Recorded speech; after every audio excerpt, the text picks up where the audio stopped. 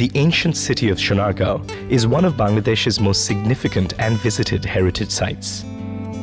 From the 16th century to the 19th, it was a center of Islamic culture in South Asia, the headquarters of Muslim rule in eastern Bengal. In the early 1900s, the East India Trading Company established vast muslin and cotton factories here.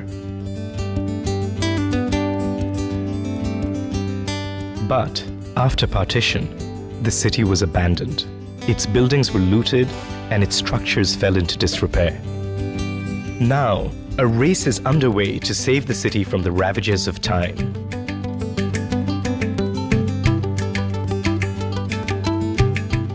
We have a rich history here, and where it's been a melting pot of Buddhist, Hindu, Mughal and Islamic architecture as well as history. Preserving some of these heritage sites, I think, is incumbent on the country and the people. Conservation of our heritage sites or buildings is very, very important for us because it is a part of our history, our tradition, our culture, our civilization. And without the past, you don't have any strong footing on the present and you cannot look forward to the future. In 2003, the government of Bangladesh declared the city of Sonargaon a protected site, but the resources required to protect it were hard to find. Some people say conservation is against the development policy of a country. Like Bangladesh is a poor country. We have to solve our basic need, health, education, and shelter, housing, everything. But once everything is met, then what happens? We have to search our identity, our heritage. So we have to preserve and conserve our heritage building.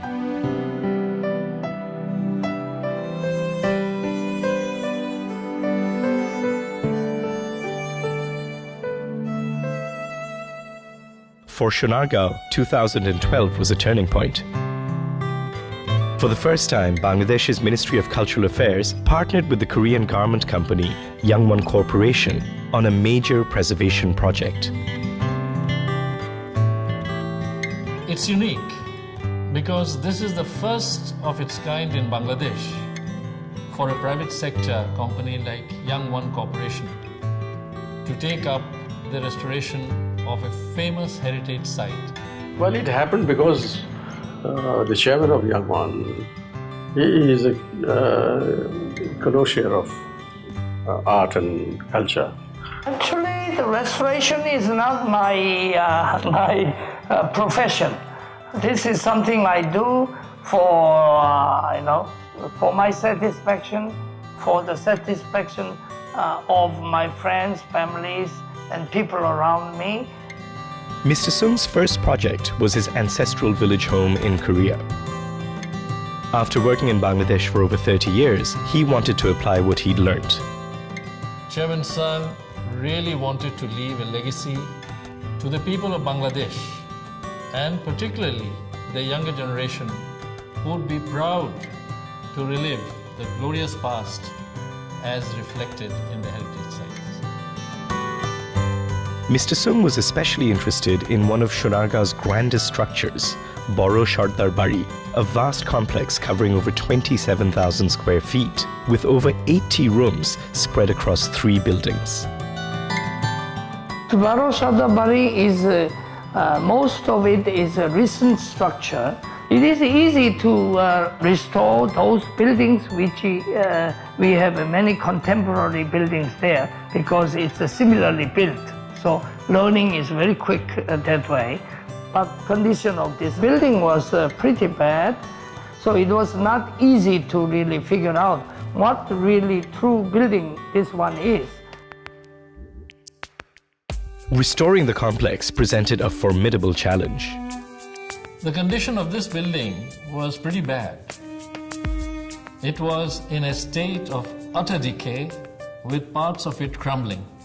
It was a very depressing sight. There were areas where cracks are so big that I was afraid that it will collapse any time soon when there is a big rain or cyclones, things like that.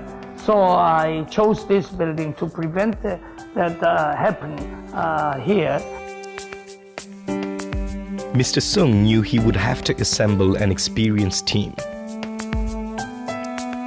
To lead it, he recruited Professor Abu Saeed, former president of Bangladesh's Institute of Architects, who had decades of experience documenting Bangladesh's past. I am an architect by profession.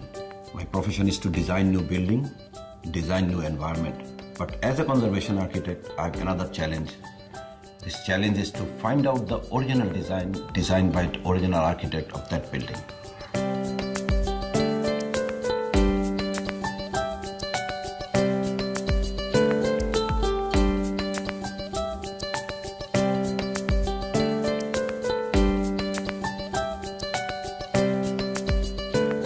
The restoration process began with painstaking research.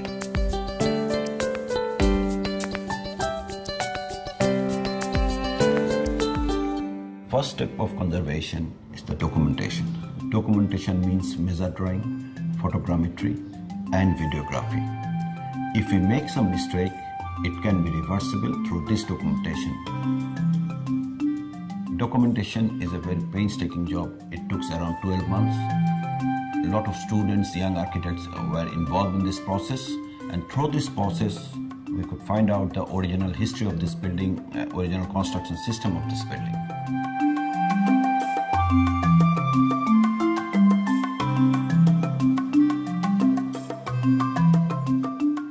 During the first year, Professor Abu Saeed's team created detailed architectural drawings of the structural elements. Then thousands of photographs were taken of the decorative details, the walls, the roof, and detailed craft works such as friezes, capitals, and mosaic designs. Very little is written in the literature about the social history of this building, but a lot of history we can learn from the architecture of this building. As their research progressed, the team was able to piece together the building's complex history.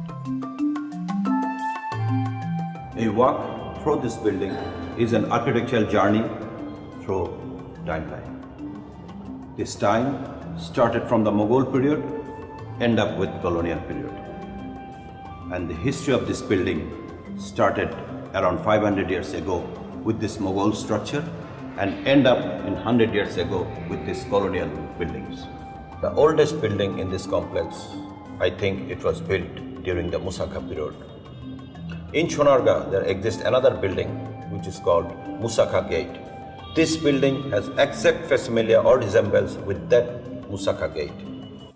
Several buildings in and around Sonargaon were built by Musa Khan, the son of Issa Khan, the great 16th century Muslim ruler of Bengal. Some of Baro Sardar Bari's rooms had the same features. This building has no floral ornamentation. We can see all the geometrical lines, even the two center pointed arch projected and recessed in the surface. Even the color of this building is red, which is the typical Mughal style of architecture.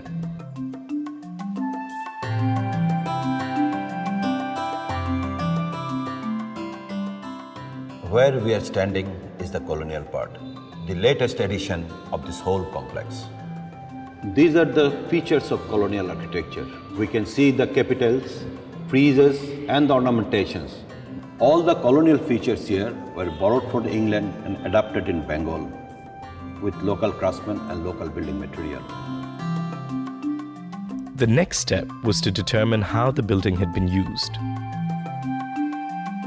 We can see this room, it is very small. And the next room is the longest room in this whole complex. It is very linear in shape. Other small rooms can be found around the courtyard. They all are too small to be bedrooms. Through this window, we can see a big water body in front of this building. If this building was a residential building, it would have been overlooking to the water body, not inward. We are a little bit confused regarding the use of that building, what kind of building it was. But after research, we came to know that this whole area were very famous for producing muslin. We can see some rings in the roof.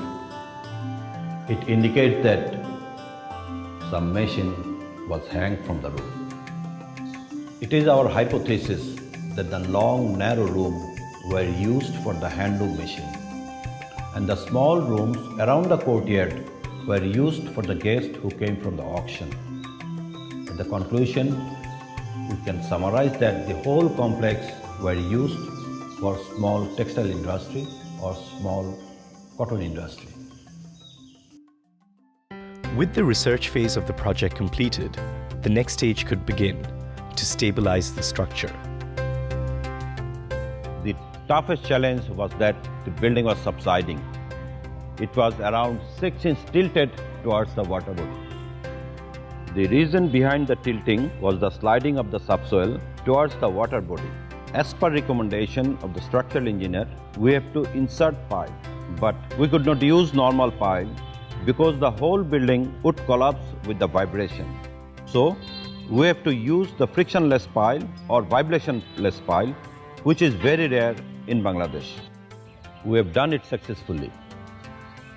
It was the biggest structural challenge, but nobody can see it, nobody can feel it.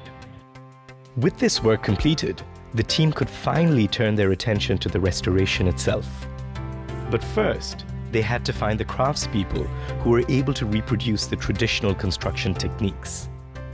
In Bangladesh, we have various groups of masons and craftsmen. In this building, we have arranged masons who have specialized only in plain plaster. There are some groups, they are specialized in moldings, and there are other groups, they are specialized in the highly ornamented design. From Chapainawabganj, we brought the brick masons. From Sonargaon, brick ornamentation masons. From Dhamrai, we brought the carpenters. Especially people from Rajshahi, I think, in the Paharpur area, they are experts in terracotta. So that's why they were brought into this place, and now they are really, really skilled.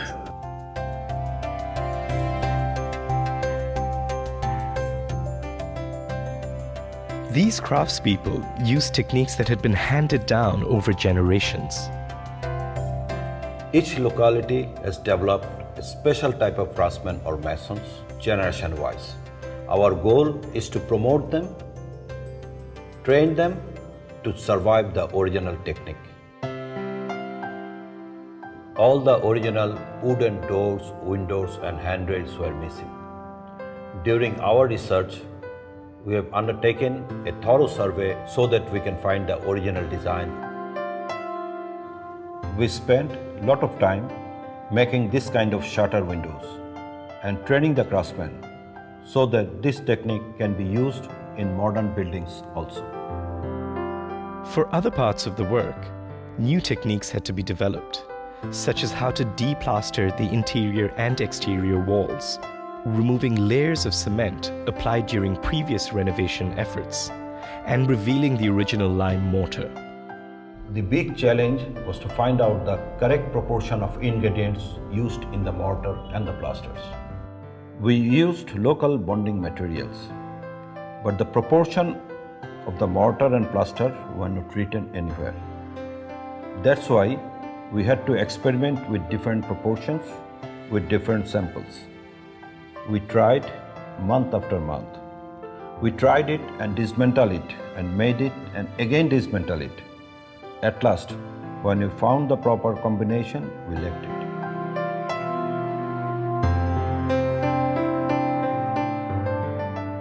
One of the goals of the restoration is to show the people the construction system. That's why we left exposed this area, especially the dome and the arch. The construction system of the dome without any reinforcement. It was the special innovation of Bengali mason. Nobody can see the process, everybody can see the product. The process is very important. When the process is right, the building will survive. To restore the original ornamental details of Baro Sardar Bari, more traditional techniques were used. In late 19th centuries, the craftsmen of Dhaka developed a special type of ornamentation, which is called chinni tikri. The imported ceramics from Holland were broken into small pieces and cladded on the surface. These are the examples of the broken pieces of plates and bowls. In Bengal, we do not have any stained glass. Instead of stained glass, the craftsmen of Bengal, they used small pieces of colored bottles. This mosaic work was recreated with exacting technique and took a year and a half to complete. Another challenge was restoring the distinctive cast iron railings that surrounded the building's courtyard. This cast iron railing was developed in 18th century in England and later in 19th century it was transferred to Calcutta and then used, practiced all over the Bengal during the Jamindar and colonial period. During the last restoration, vertical rods were used to replace the original cast iron railing. We tried to return to the original system using the original material.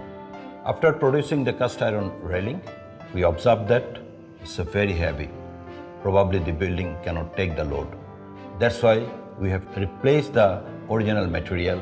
We have used aluminum so that the railing is very light and looks similar as the original one. Throughout the process, Chairman Sung personally supervised every aspect of the work. There have been occasions when work has been done and then undone and redone because Mr. Ki Hak Sung felt that it hadn't been done right. When the doors and windows were varnished, the shade came out darker than the approved color. So all the 197 doors and windows were dismantled and sent to the factory for repainting. This was done not once, but 3 times. For Chairman Sung's motto is perfection. It had to be perfect. I have certain goals in my mind that I'm a bit stubborn person, that I'm happy that my colleagues here in the restoration endured my tough or persistent rejection of these qualities or works. Actually, this conservation work was very difficult for us. I spent a lot of sleepless nights because there is no evidence or no example of such kind of huge conservation project in Bangladesh. We have to develop the example, we have to evolve the construction process, conservation process. Always this kind of restoration project, you never know you can really finish it. So before finishing it, really, that you cannot sleep well.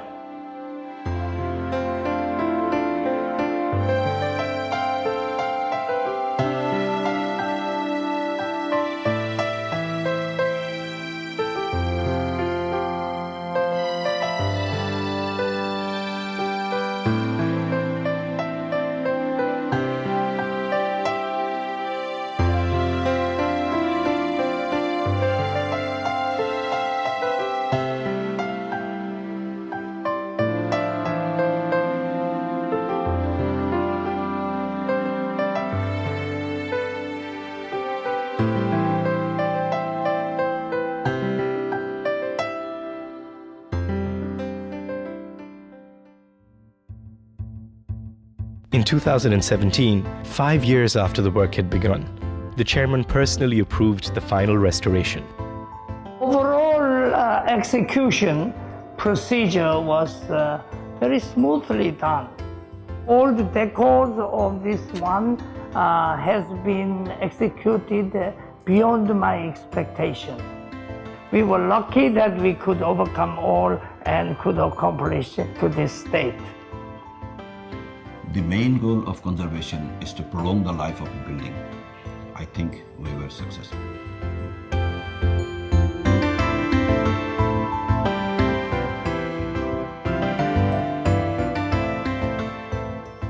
After Baro Sardar Bari completion, we are working very seriously to pursue this restoration project of Panam City.